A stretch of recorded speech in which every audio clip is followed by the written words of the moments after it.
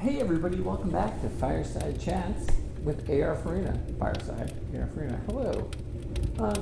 We're still talking about Mansfield Park, Jane Austen's misunderstood masterpiece. And today I wanted to spend a little bit of time talking about the hero of the piece. So in every Jane Austen book, there's a heroine and there's a hero. Sense and Sensibility, there's two of each. And Sense and Sensibility is actually important to discuss here, even though we're talking about Mansfield Park. So Jane Austen, I guess I'll bring up 3 of her books. In Persuasion, she kind of makes a joke about all of the names that are the same. And she uses names sort of over and over, side characters and main characters. Side characters in one book, and then there's main characters in another book. In Sense and Sensibility, there's at least 3 different people who are named John. It's just what she did. So 2 of her heroes, though, have the name Ed something. So in Mansfield Park, it's Edmund Bertram, and in Sense and Sensibility, it's Edward Ferris. Totally different people by a lot, although they both end up becoming clergymen.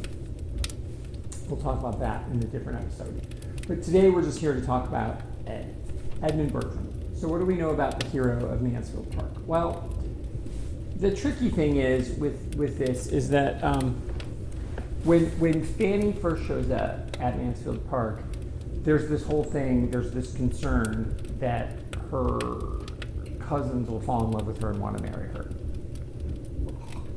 But it was just a thing. It's how it was done at the time. And Ed is about 10, 12 years older than Fanny, too, so she comes as a kid, and that's actually the conversation that they have. And they're like, well, if she shows up and she's a little girl, and they know her as a sister, then surely there'll be no matchmaking. That won't be what happens. And so that is what happens at first. They meet.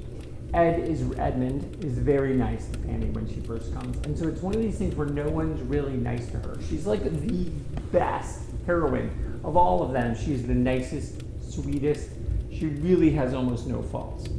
To a fault, right? That's her problem, is that she's too nice. And Edmund is nice to her, and so few people are. She's like a punching bag. And so you learn pretty early on who Edmund is in the way that he treats her. So when they first meet, when she's a little girl and he's a teenager, he's really nice to her. They talk.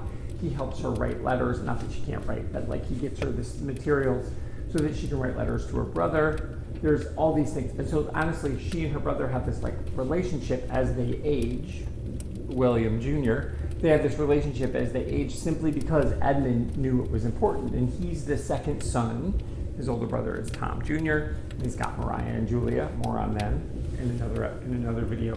But he's this second kid, and he's just sort of in no man's land. The second son is never set to inherit. So the best thing that a second son can do is have a job. They can soldier, they can join the clergy, maybe they can, really that's it. Those are really the second son's only choices are to really join the military or be clergy for reasons.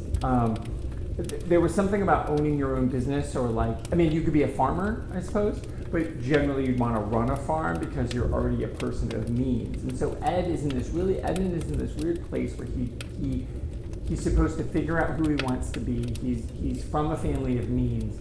And what he chooses, and what makes him so fascinating, I think, as a hero, is that he chooses to be nice. It's really kind of unheard of, right? Like in his family, he's the only one who chooses to be nice. Some people are sort of backed into nice, but he just like wakes up one day and is like, I'm going to be nice. I want to join the clergy because I want to do something nice.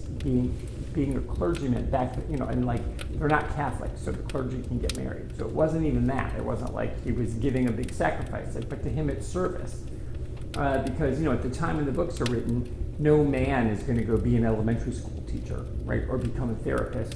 But when you're kind of the parish minister, you're all of those things, and Ed is that. Edmund cares about that. He meets, Fanny when she's young, and he understands from her. He sees her goodness, and she inspires him. And so, even though they're not together until the very, very end of the book, she makes him want to be a better man just because he sees how amazing she is. And so he's a really fascinating hero in that respect, in that he is totally influenced by the heroine, but he also has a good heart. It isn't like she doesn't melt everybody's heart, right? There's people who even at the end of the book still don't like Fanny. There's people who've read the entire book, readers read the book and don't like her, but he falls in love with her because he sees how good she is and he accepts her for what she is. And so that's what makes him a really cool hero, is that what makes him a hero. Not all of the heroes, as we'll discuss as we go through all the different books, are heroic. But like he does something that nobody else thought to do, which was to just be nice. He's a genuinely nice guy. So that's Edmund Bertram, really excellent guy, totally worthy of the heroine, in my particular opinion. Not all of the heroes are necessarily worthy of the heroine as we go through all the books, but he absolutely is. So that's it. That's Edmund Bertram. So thanks for joining me here on Fireside Chats with A.R. Farina. Join me next time where we talk more about Mansfield Park. See you then.